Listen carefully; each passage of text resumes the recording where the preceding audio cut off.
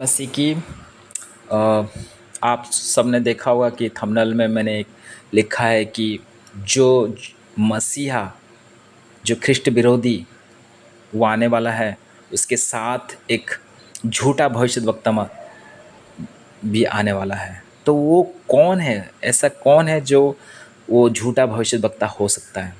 हर एक को जानने का इंटरेस्ट है। मुझे भी जानने का बहुत ही इंटरेस्ट था कि मैं भी कैसे जानूं कि ये कौन हो सकता है। तो मैं भी 1 साल से इसके ऊपर स्टडी कर रहा था कि कौन ऐसा इंसान है जो झूठा भविष्यद्वक्ता की तरह काम करेगा और वो अंत के दिनों में आएगा, जो लोगों को भरमाएगा, पशु का छाप देगा। तो चलिए इस वीडियो के माध्यम से हम जानेंगे कि क्यों मैं सोचता हूँ कि कैथोलिक चर्च का जो अभी बने हुए पोप है, पोप लियो एक्साई भी वही वही झूठा भविष्यवक्ता है। चलिए स्टार्ट करते हैं। तो देखिए मेरे स्क्रीन पे आप देख पा रहे हैं प्रेरितों के अध्याय 16 और 16। प्रेरित अध्याय 16 मैं इसको पहले हिंदी में पढ़ लेता हूँ। जब हम प्रार्थना करने की जगह जा रहे थे तो हमें एक दासी मिली जिसमें भाभी कहने वाली आत्मा थी, और भाभी कहने से अपने स्वामियों के लिए बहुत कुछ कमा लेती थी। तो ये कब का स्टोरी है? जब पौलुस और सीलास एक जगह पे जा रहे थे प्रार्थना करने के लिए, तो एक रास्ते पे एक दासी मिली, एक औरत मिली उनको। और वो औरत भविष्य बोल पा रही थी। कैसे बोल पा रही थी? उसके अंदर एक आत्मा था। तो चलिए हम समझते हैं ये कौन सा आत्मा है जिसके द्वारा वो भविष्यवाणी बोल पा रही थी। तो चलिए हम अंग्रेजी में पढ़ते हैं। तो देखिए Acts 16:16, a female slave who had spirit by which she predicted the future. तो वो कैसे भविष्य बोल पा रही थी? एक उसके अंदर एक आत्मा था। तो दूसरा ट्रांसलेशन पढ़ते हैं, English standard version, who had a spirit of divination. ध्यान से देखिएगा, spirit of divination, spirit of divination, Berean standard Bible. अभी बिरियन लिटरल बाइबल ने क्या ट्रांसलेशन किया? Spirit of python. उसके अंदर कौन सा आत्मा था? पाइथन। पाइथन कौन है? अजगर, जो पाइथन बोल सकते हैं। तो देखिए बाइबल क्या बोलती है इन Christian context. The spirit of divination जो हमने पढ़े, जो ट्रांसलेट किया गया spirit of divination, is often associated with the spirit of Python. तो जो स्पिरिट ऑफ डिविनेशन है, किसके साथ लिंक है? पाइथन स्पिरिट के साथ, जो अजगर की आत्मा। आप सबने देखा होगा ये अजगर, उसका मुंह छोटा रहता है और शरीर बहुत बड़ा मोटा रहता है, जो अपने प्रे को निगल लेता है। तो हम ज़्यादातर देखे हैं, चैनल में देखे हैं, टीवी में देखे हैं कि पाइथन स्पिरिट बहुत ही दिखने में बहुत ही भयंकर होता है। तो वो आत्मा, उसके अंदर से वो भविष्यवाणी बोल पा रही थी, ये आत्मा की वजह से।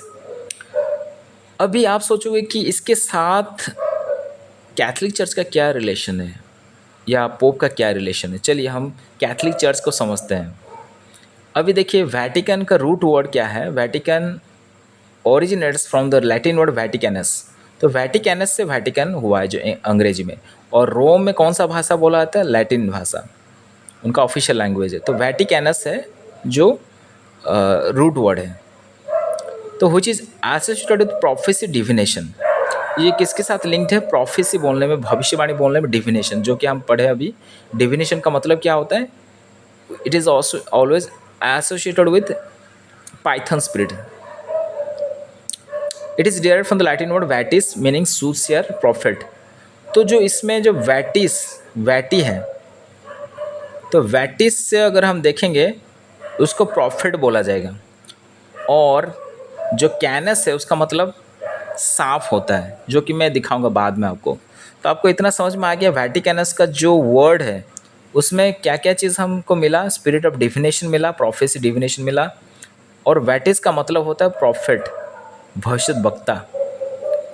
तो आप समझ पा रहे हैं वैटिकन चर्च में हेड कौन है? पोप है, और वही है प्रॉफिट। उनका ही चर्च की जो नाम है उससे हमें पता चल रहा है कि वही प्रॉफिट है। तो चलिए अब देखते हैं कि ग्रीक वर्ड जो हम पढ़ रहे थे अभी 16 का 16, उसमें क्या लिखा है। तो उसमें देखिए ये सब एक एक फ्रेज है। A slave girl with a spirit,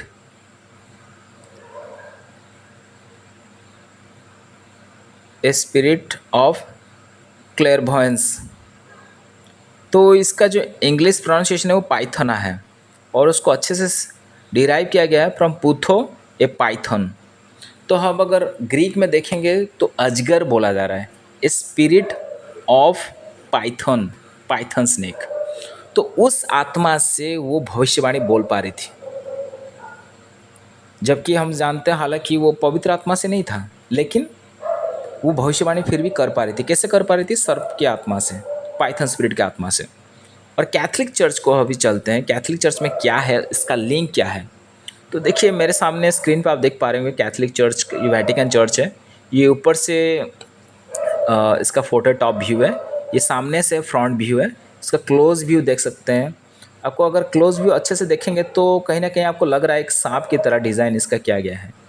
आप अच्छे से देखेंगे तो देखिए 2 आँख है, और इसका डिज़ाइन जो है एग्जैक्ट सांप की तरह, जैसे इसका पूँछ है। और इसका पैटर्न को अच्छे से देखिए, क्योंकि आपको समझना पड़ेगा। एक क्रॉस दिख रहा है आपको, और एक पैटर्न आप देख पा रहे हैं पीछे से। तो इस पैटर्न को अभी हम चेक करेंगे।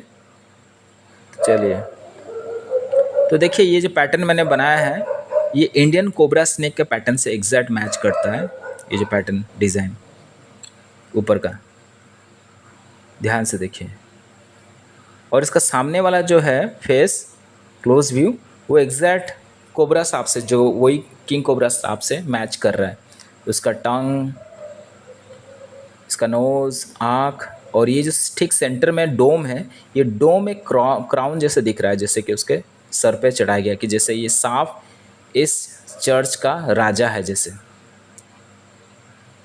अभी इसके पास में एक ऑफिस है, ध्यान से देखिए। ये जो ऑफिस है, ये ऑफिस दिख रहा है, इसमें पोप बैठते हैं, जहाँ पे वो अपने ऑडियंस को एड्रेस करते हैं। तो उसका क्लोज व्यू है, पीछे से, साइड से। ये इसका अंदर का व्यू है, इंटीरियर व्यू है। इसमें पोप बैठते हैं इस जगह पे, यहाँ पे ऑडियंस बैठते हैं। ये 2 डिज़ाइन किया गया, आप देख सकते हैं डिज़ाइन थोड़ा सा डरावना लग रहा है। यहाँ पे देखिए पोप फ्रांसिस जो कि नहीं रहे हैं अभी, वो अपने ऑडियंस को शायद एड्रेस करने के लिए जा रहे हैं। तो ये देख पा रहे हैं, एक स्कल्पचर है, ये ब्रॉन्ज स्कल्पचर है, देखने में तो डरावना दिख रहा है। और यहाँ पे पोप बेनेडिक्ट बैठे हुए हैं, जो कि पोप फ्रांसिस से पहले थे। तो वो कुछ भाषण दे रहे हैं। तो ये उनके पीछे में जो एक स्ट्रक्चर आप देख पा रहे हैं, एक इंसान का, तो लग रहा है जैसे यीशु मसीह है, लेकिन थोड़ा सा अजीब दिख रहा है। आप खुद देखेंगे, उनका गर्दन को मरोड़ दिया गया है, और कोई उनके हाथ को पकड़ रहा है, जैसे उनको खींचा जा रहा है। और इसका जो साइड व्यू है देखेंगे तो थोड़ा सा डिज़ाइन लग रहा है जैसे पाइथन सांप का ही डिज़ाइन है।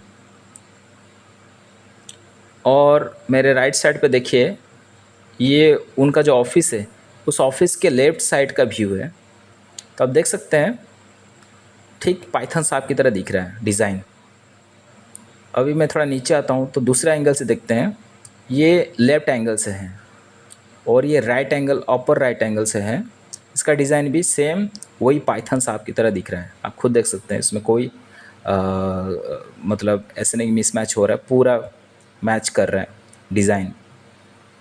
और इसका अंदर का डिज़ाइन आप देख सकते हैं, जहाँ पे पोप यहाँ पे बैठते हैं, यहाँ पे ऑडियंस बैठते हैं। इसका दांत जैसे एग्जैक्ट अंदर का भी, ये उसका जवान है, ये दोनों दांत है, दोनों आँख है, ये रेप्टिलियन स्किन है। तो काफ़ी मैच कर रहा है सांप के साथ। कौन सा सांप? पाइथन सांप, जहाँ से पोप अपने लोगों को एड्रेस करते हैं। तो आप समझ पा रहे हैं कि मैंने क्यों बाइबल का उस 16 अध्याय का 16 वाक्य को जोड़ा, क्योंकि इसके साथ इसका लिंक है, कनेक्शन है। तो आपको समझना पड़ेगा, जो औरत भविष्यवाणी बोल रही थी वो कैसे बोल पा रही थी? By the spirit of Python. तो वही पाइथन स्नेक को ही ये ऑफिस डेडिकेट किया गया, जहाँ पे पोप फ्रांसिस, पोप लियो एक्साई भी बैठते हैं। तो आप समझ पा रहे हैं कि ये जो पहला चर्च है, ये तो कोबरा सांप की तरह दिख रहा है, और जो ऑफिस है वो पाइथन सांप की तरह। अभी इसको मैं थोड़ा सा गूगल अर्थ में देखते हैं। तो गूगल अर्थ में देखिए, मैंने पहले ऑलरेडी खोल के रखा हुआ है, आप देख पा रहे हो। इसका डिज़ाइन, इसको मैं अगर 360 डिग्री घुमाऊँ तो आप देख पा रहे हो इसका दोनों का फेस जो है उधर तरफ है। इसको मैं नॉर्थ साइड करूँ तो ये से नॉर्थ हो गया। तो देख पा रहे ये चर्च है और ये ऑफिस है, पोप का ऑफिस। और डिज़ाइन काफ़ी वही आपको लगेगा पाइथन स्नैप की तरह। अगर ऊपर से मैं देखूँ तो देखिए ये जो डिस्टेंस है ग्रेजुअली कम होते आया हुआ है।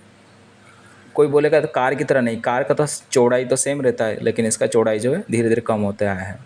तो इसका जो डिज़ाइन है वो पूरा पाइथन स्नैप के साथ मिलता है, इसका डिज़ाइन जो हमने फ़ोटो देखा। ठीक है, अभी ये जो चर्च है, ये चर्च को हम ऊपर से देखते हैं।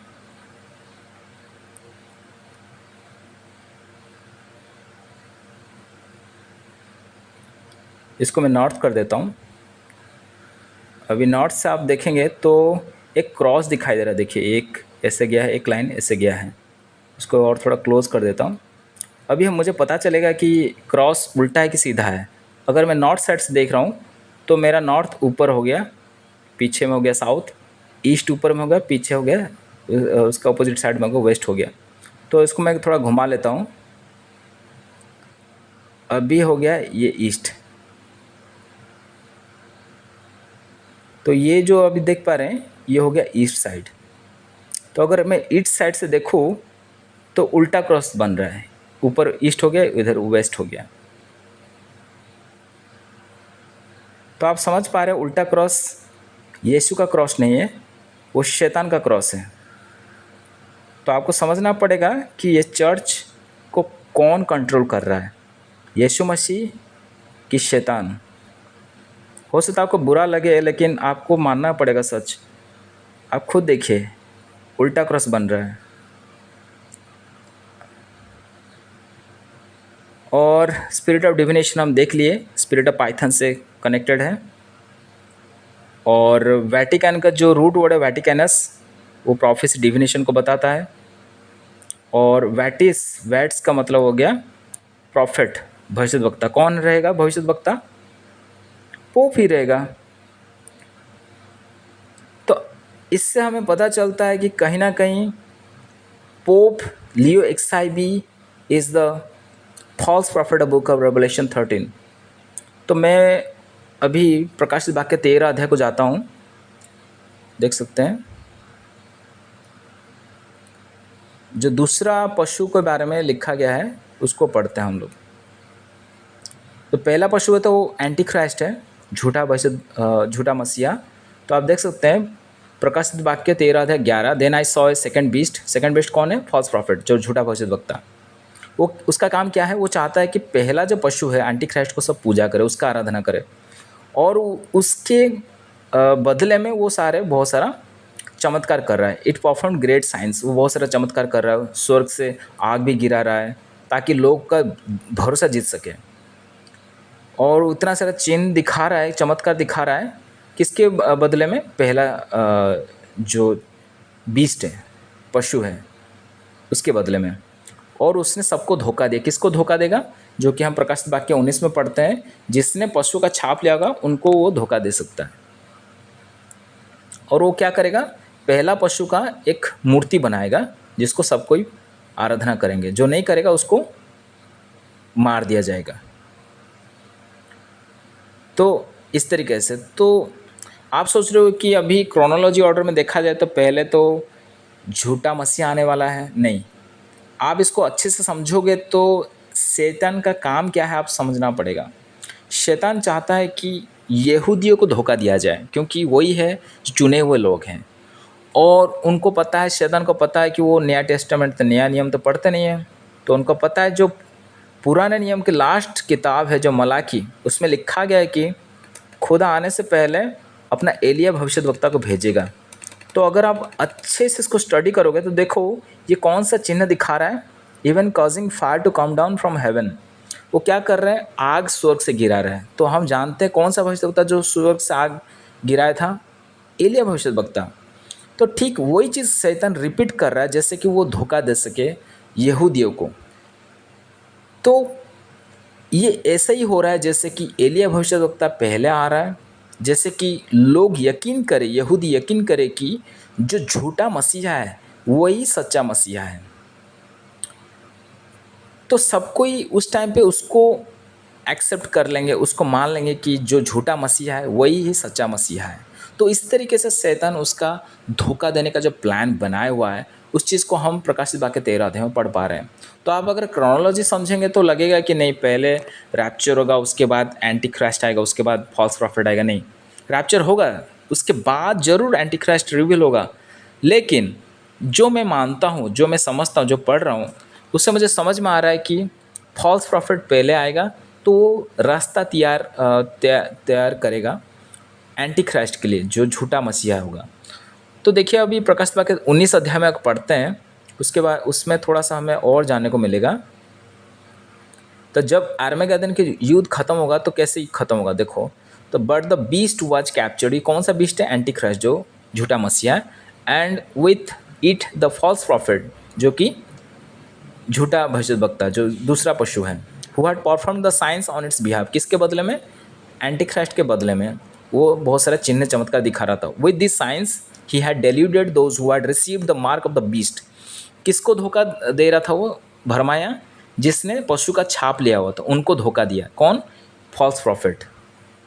एंड वर्शिप इज इमेज, और किसकी मूर्त को पूजा कर रहे थे? एंटी क्राइस्ट के इमेज को। द टू ऑफ देम, तो हर कोई सोचता है 13 अध्याय में तो शैतान भी है, उसमें ड्रैगन भी है। नहीं, शैतान एक स्पिरिचुअल बीइंग है, तो हम उसको इंसान की तरह नहीं गिनते हैं। तो two of them were thrown alive into the fiery lake of burning sulphur, तो उनको जिंदा ही आग, जो झील, आग का झील है, उसमें डाल दिया जाएगा। तो उससे हमें क्लियर हो गया, जो फॉल्स प्रॉफिट है वो दूसरा पशु है, जो हम प्रकाशित वाक्य 13 में पढ़े। तो फॉल्स प्रॉफिट कौन होगा? तो अभी आपके पास मेरे ख्याल से क्लियर है कि पोप ही, जो अभी का पोप है वही होंगे झूठा भविष्यद्वक्ता। और मैं 100% श्योर हूँ कि यही घटने वाला है। और मेरे जो आगे वीडियो रहेगा उसमें मैं बताऊंगा कि किस तरीके से रैप्चर कब होगा। मैं डेट तो नहीं बता सकता, लेकिन इस साल तो बिल्कुल नहीं होगा, अगले साल 100%, और वो मैं प्रूफ के साथ दिखाऊंगा। और कौन होगा एंटी क्राइस्ट, कौन होगा झूठा मसीहा, वो भी मैं मेरे अगले वीडियो में बताऊंगा। तो मुझे लगता है कि इसमें आप समराइज करने के बाद आपको समझ में आया होगा कि पाइथन स्पिरिट आत्मा से ही भविष्यवाणी बोला जा सकता है, और वैटिकन का जो मीनिंग है उसमें प्रॉफिट ही दिखा रहा है। और जो पोप का ऑफिस है वो भी पाइथन स्पिरिट को ही, पाइथन स्नेक को ही डेडिकेट किया गया है। तो इससे हमें पता चलता है कि पोप का कनेक्शन कहीं ना कहीं झूठा भविष्यद्वक्ता से है। और जो भी प्रोटेस्टेंट चर्चेस ये मानते हैं कि नहीं, पोप ही एंटी क्राइस्ट होगा, ये झूठा है, ये झूठ है।